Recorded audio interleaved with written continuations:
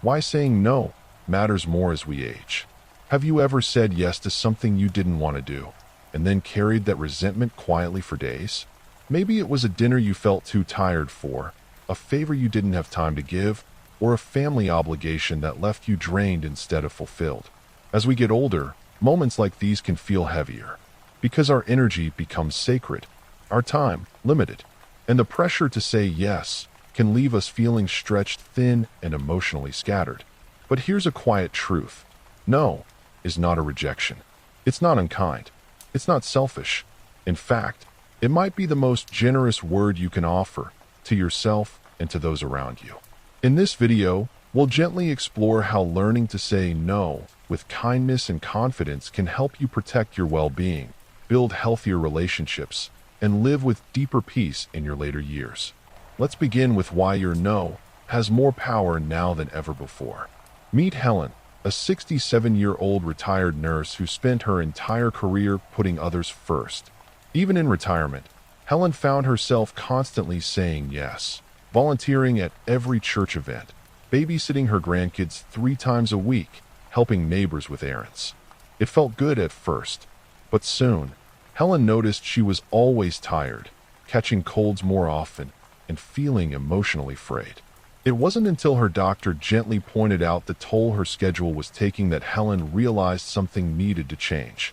She began practicing something simple, pausing before she gave an answer. Instead of saying yes right away, she'd say, "Let me think about that." This small shift gave her space to check in with her body and her energy. Did she truly have the stamina? Was this something she wanted to do, or something she felt she should do? Slowly, she began saying no to the requests that drained her, and her health began to improve. Her sleep was deeper, her mood was lighter, her immune system grew stronger. Saying no allowed Helen to prioritize rest, walks in nature, quiet time with a book, activities that nourished her instead of depleted her. In protecting her health and energy, she became more available, more joyful, and more present for the moments that really mattered. When we say yes to everything, we slowly say no to what we love most. Take George, a 70-year-old widower who loved painting but hadn't picked up a brush in over a year. Why? Because his calendar was filled with things other people wanted him to do. Club meetings, errands for his adult children, volunteering shifts that didn't truly inspire him. One afternoon, George sat at his kitchen table and made 2 lists: things I do for others and things I do for me. The imbalance hit him hard. He realized he'd been trying to fill time with obligation instead of meaning. So George began declining invitations that didn't feel aligned. He stepped back from one committee. He kindly told his daughter he could help once a week, not 3 times. And with that freed up space, he returned to painting. What started as 30 minutes a day became hours of joyful, focused creation. Saying no helped George reclaim time for his soul. Because time is our most precious currency, and choosing how we spend it, especially in our later years, is one of the most powerful acts of self-respect there is. Not all no's are about tasks. Some are about protecting your heart. Maria, 72, was known in her family as the peacemaker. She'd host holidays, mediate conflicts, listen to hours of complaints. But it came at a cost. She often felt overwhelmed, emotionally drained, and rarely heard herself. At a therapy session, Maria was introduced to the idea of emotional boundaries. She learned that it was okay to say, "I'm not available for this conversation right now," or "that topic is too heavy for me today." The first time she used one of these phrases with her son, she was terrified. But something amazing happened. He respected it. And over time, their conversations became more mindful and loving. Setting emotional boundaries doesn't mean shutting people out.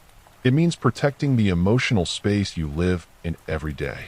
Maria discovered that when she said no to emotional overload, she made room for calm, joy, and deeper connection.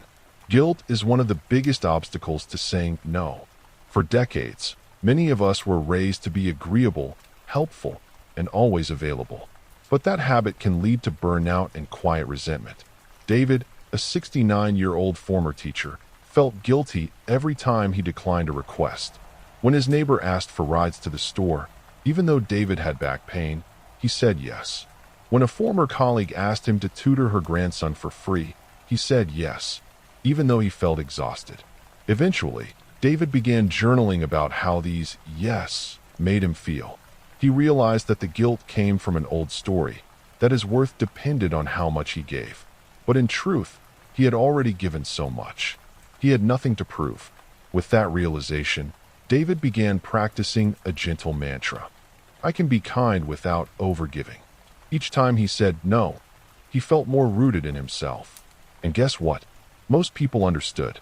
Letting go of guilt doesn't make you selfish. It makes you honest. And people-pleasing doesn't make you loved. It makes you tired. True connection comes when we show up authentically, not when we stretch ourselves thin. In your 60s, 70s, or beyond, you've likely spent a lifetime showing up for others. Now it's time to show up for you. Saying no is one of the most profound ways to do that. It's a boundary, yes, but it's also a declaration. I matter. My needs matter. My peace matters. Lillian, 75, had always dreamed of traveling alone to Italy, but when she told her friends, they discouraged her. Aren't you too old? Isn't that dangerous? They said. She almost let their doubts stop her. But Lillian said no to their fear. She booked the trip, planned her routes, and went. It turned out to be the most empowering experience of her life. She returned with glowing stories, new friendships, and a deep sense of trust in herself. Every no to fear, to pressure, to someone else's expectations is a yes to your truest self. Saying no isn't the end of something. It's the beginning of a more peaceful, more empowered way of living. So here we are. Saying no might feel uncomfortable at first, but with time, it becomes a source of strength, clarity, and even joy. You deserve a life that feels full of peace, not pressure. A life where your choices reflect your values, not just your obligations. What's one small thing you could say no to this week? And what would that no make room for in your life? Share your thoughts in the comments. I'd love to hear your experiences. And if this video spoke to you, please like, subscribe, and share it with someone who might need a gentle reminder that their voice, their no, matters. Thank you for being here. You are worthy of rest, joy, and respect. Always.